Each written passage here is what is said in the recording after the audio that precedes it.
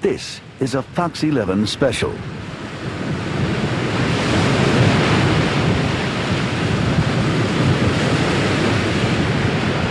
Emergency ship to 150 feet, dive I. Dive.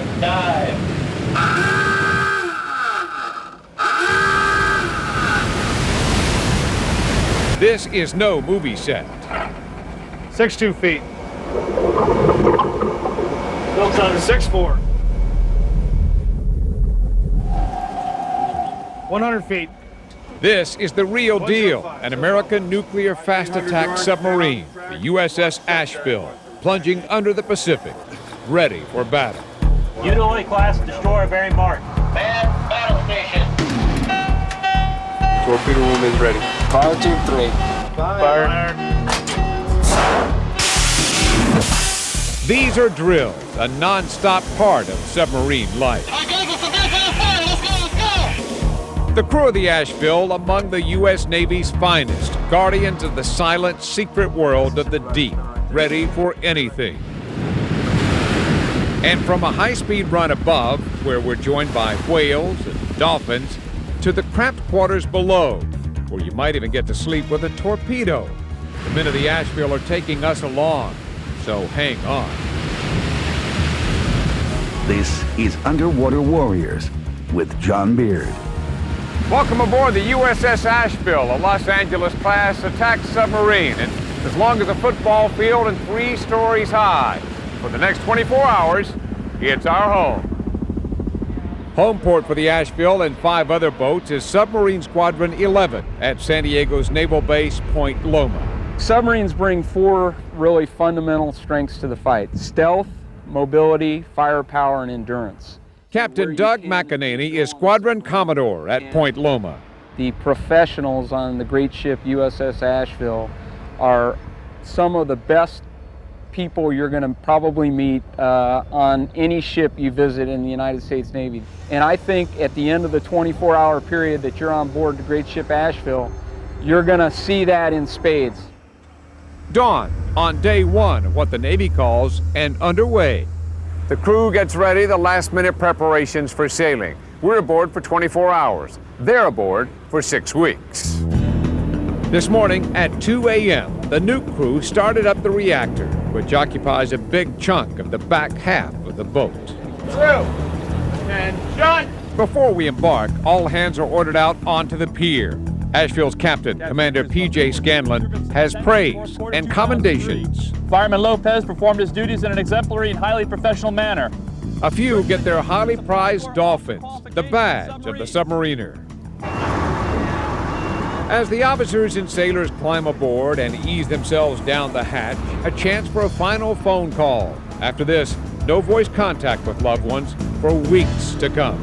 Good morning. Permission to come aboard. Come aboard. Welcome aboard USS Asheville. I'm Rob Weber, the executive officer. Thank you, sir. My chief of the boat, Rick Marlinga. Good to meet you, sir. Lieutenant Swanbeck is your escort for your visit. John, you ready to make the plunge? Yes, sir. Just watch your step. All right. It's quite a bit farther down than you might think to get to the main deck.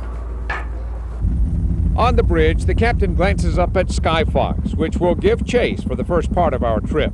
The bow lines are released. Then a tug eases us away from the pier. What a feeling, and what a view. That's the historic Point Loma Lighthouse on one side, with downtown San Diego on the other. Bridge outlet course 270, the right to news from our course. Very well. And that, it turned out, put us on course to meet up with another giant of the deep and her offspring. The Navy's critics say whales and the latest submarine sonar can clash, harming these creatures. The Navy disputes that. True or not, it's really something to see those mammals and this machine so close together. Also, on the way out to our dive point, a look at what happens when a submarine has to stop fast on the sea or under it. This is what they call an all-stop. The screw or propeller reversing, and for a few seconds even breaking the surface. You can see it from here on the bridge and from the air. Lost the deck, screws backing. The birds along for the ride are sticking it out for now. As we start up again, it's time to ramp up the speed to almost 20 knots on the surface, the reactor ramming this huge tube through the Pacific. That's cool. And not many people get to see that. I hope I never see that on my boat. What happened? Oh, got wet? Oh, this is very cool. And at this speed, we're leaving quite a wake. But look who's keeping up. Dolphins just love the bow wave. We're 14 miles west-southwest of San Diego now, and the Asheville has reached its assigned dive point. So we go down below, first for a little science. These are just normal styrofoam cups, Right. And interesting property of styrofoam cups, there's a lot of entrained air. Then they go into a mesh bag, which will be hooked onto the sub outside the hull. And wait till you see what the sea pressure does to them. It'll be a nice little souvenir. Sure. Be worth a fortune on eBay. For now, remember the original size of the foam cup and autograph. In the control room, they're getting ready to take her under. Executive Officer Robert Weber. Essentially, the captain's going to give permission to the officer deck to submerge the ship. Diving officer will direct the chief of the watch to announce the entire ship that the ship is submerging. He'll announce dive, dive. Submerge the ship to 150 feet, dive I. Dive, dive.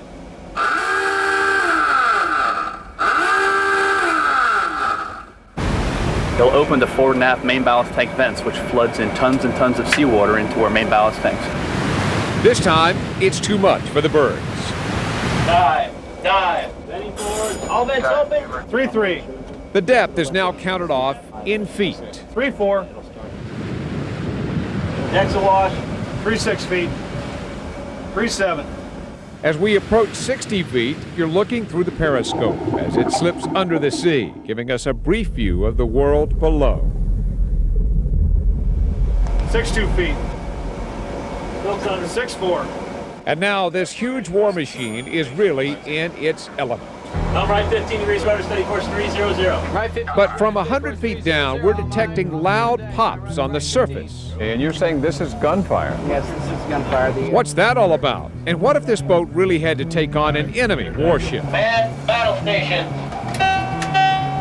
That, plus a roller coaster maneuver called angles and dangles. Steep climbs, steep dives. When Underwater Warriors returns. Plus, one of our staff at Fox 11 used to be aboard a nuclear submarine during the Cold War. His recollections of the way it was then and the way it is now when we come back from the Asheville. 100 feet. We're down under the Pacific off San Diego, and the USS Asheville's highly sensitive electronic ears are picking up some pops. Gunfire. Over here. Yes, this is gunfire. The sonar supervisor in sonar who's listening to this sound. So if it's gunfire off the coast of San Diego, I assume it would be naval exercises Yes, probably. off San Clemente or someplace. In fact, we featured some of those bombardments in our special on the Navy's San Clemente Island last year. But what if there was a real threat against the Asheville, say from an enemy destroyer? Captain, I've gained a destroyer bearing 180 at a range of 15,000 yards. Maybe manning battle station, sir. Man battle station. Man battle station, I sir. Man battle station. In this mock attack, the destroyer is closing, and Asheville must ready her torpedoes. Use tube 3 as a primary weapon. Make tube 3 ready in all respects.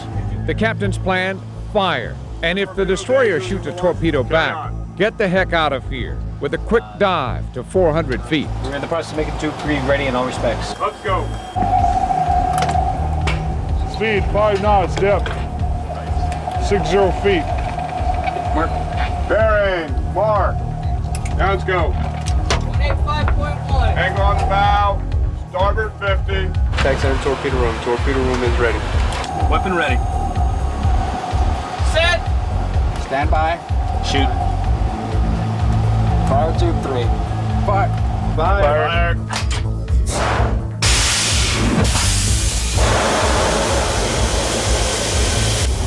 Torpedo course 198. Run to enable 600 yards. But in its last moments, the destroyer is now making top speed toward the Asheville. Hold on, ship seater running at high speed. Active homing bearing 200. Range 8200. Then, news that makes a submariner's heart race. The enemy is firing. High-speed screws, torpedo in the water. Helm, torpedo in the water. Active All verified. head plane cavitate. Dive. Make that 400 feet. Torpedo bearing 010, drawing aft. 250 feet. On explosions to the south. Sounds like our torpedo just scored a direct hit. Consider we hold breaking up noises to the south. Bullseye. That's the destroyer heading for the bottom. And as the Asheville dives deep, it has, at least in this exercise, dodged a bullet. Torpedo is shut down, last bearing 000. Tracking all the twists and turns of undersea weaponry is a major job for sonar. The Asheville has the Navy's latest. During our primary search, you search 360 degrees around the boat continuously. You can also look down and up. The sonar people are off by themselves in a darkened room, just watching and listening for hours on end. Now, do sonar operators have the same personality type, or are they similar person? Are they all? No, we're better people than everybody else. Now, here's one of those better people, a man who remembers a lot about listening while hidden in the deep. We were in the business of stealing secrets. We were electronic intercept operators, and we looked at our job as keeping the peace. Well, apparently worked. I think so. He's Will DeShawn, now Vice President of Engineering for KTTV Fox 11 and KCOP UPN 13 in Los Angeles. Will came with us on the Asheville, carrying a picture of himself as a sailor 35 years ago. He was tapping into Soviet secrets while serving aboard the surveillance sub Guardfish. There were electronic cable tapping operations. There was electronic eavesdropping. We took pictures of missile firings, naval maneuvers, you name it, we did it. Now that must have been pretty tense. It was the most exciting thing I've ever done in my life. His fascination with subs is unending from that era to this. So are you tracking anything? No, tracking we have no contacts. No contacts at all. This is his first trip back aboard a sub in all those years. There's been a lot of emotions all day long. When they sounded the alarm for battle stations, I literally got goosebumps, and it was very exciting. Torpedo in the water, bearing 050. I was surprised to hear torpedo in the water. I was more than a little nervous. Even though you knew it was a drill? Well, it caught me by surprise. So, I wasn't expecting that. Did you ever hear that for real? No, thank God. Will certainly remembers our next maneuver, an undersea roller coaster ride, as the Asheville tilts sharply. This is a series of exercises called angles and dangles, steep climbs and steep dives. This is a climb, obviously, up to 25 degrees. This doesn't look normal. It's not. Now we're going to go the other way. I don't know how that's going to work out. The sailors find all kinds of ways to deal with a sharply sloping floor. We angle up to 100 feet and now dangle down to 600. Our photographer, Ken Moore, tries to shoot in a tilted world. You might be having to put that down and catch me here in a minute. Oh, sorry. Now we're doing a steep dive down about an angle of 25 degrees. I don't know about you, but I wouldn't want to make a living this way. 500 feet. It's kind of fun for now, though. At the end of the dive, we're 618 feet under. The Asheville can go well over 800 feet at a speed of more than 25 knots. Just think of that kind of motion through the ocean as you're trying to squeeze in some sleep. Space is a precious commodity. Sure is. It's the business end of the boat. You know, we have to kind of squeeze in around where we can. I mean, machinist mate Joshua Hightower of San Pedro is leading our berthing tour. Just to give you an idea, this is it. Here's your sock drawer. This is all the living space that each crewman has. And yeah, there's a couple of sweethearts up there. I say if any of them are watching this, I'm probably going to be in really big trouble. In the Navy, the beds are called racks, and since there are only 130 racks for the 162 men aboard, in most parts of the boat you have hot racking, up to 3 guys swapping in and out of one bunk. But that's not the case here, down in the torpedo room. Agree to curl up next to a torpedo and you've got the rack all to yourself. I would think people would be knocking you over for this bed. Not really. Some people actually would rather prefer to share racks. We check back later, and sailors and their torpedoes were indeed sleeping soundly. Now let's go. From racks to reactor, Patrick Scanlon is in command. I remember the first time I pulled away from a pier when I was in command. And it's a pretty awesome feeling. Also, pretty big responsibility. And well, you remember what I told you on deck. You do know that you got the best job in the world. Absolutely. If what we've been doing does sometimes seem like a movie, the captain chuckles about most sub films. My wife hates when we watch one of those movies together because I'm always picking at the things that aren't right, the things that we can't do, or the things that are exaggerated in the movie, and she always tells me I spoil it for her. No exaggeration here. In a moment, we'll tell you what's going on and show you the famous submarine cuisine, best in the Navy.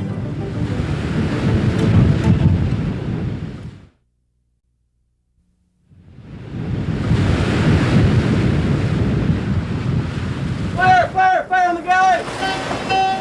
Fire aboard the submarine Asheville, deep under the Pacific. Of course, it's not a real fire, but this is a real response. Pass fire extinguishers. They hook into emergency air, then don protective suits. Hopefully, if this ever were a real fire, all these drills will prepare us to the point we'll be able to get through it without any mistakes. That fire drill was in the galley, where normally they cook, bake, fry, mix, chop, scoop, slice, and serve some of the Navy's best chow. We like to put a lot of love into our cooking and try to make it as best we can to support the crew and to make their days a little bit better. Siegfried Schlegel of La Mirada is what they call a leading mess specialist. In other words, the senior cook. He and his men serve up a meal every 6 hours. Some of them are pretty special. Like Sunday, we usually do a steak and surf and serve kind of thing. Storing the makings for all those meals is quite a challenge. And when it's dished up, the line snakes down the narrow passageways. No waiting, though, for the officers, served in their wardroom. Do it the right way.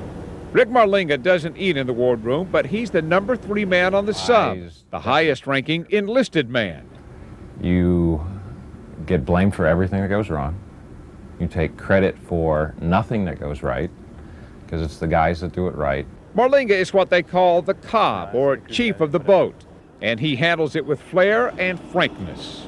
You're the captain's conscience. You're the one guy that's allowed to walk up into the captain's stateroom, shut the door behind you, and say whatever you want. And Master Chief Marlinga has the best explanation we've heard about why these all-man crews volunteer to slip under the sea. From what we pay them, they can make more money working at Walmart, working at McDonald's, working less hours, getting more time off, and not saying goodbye to everybody they love for 6 months. So the only good reason to stay in the Navy and in the submarine fleet is because you like what you're doing. 162 people aboard the Asheville and only one guy to take care of all their medical problems. We'll talk to the doc when we come back.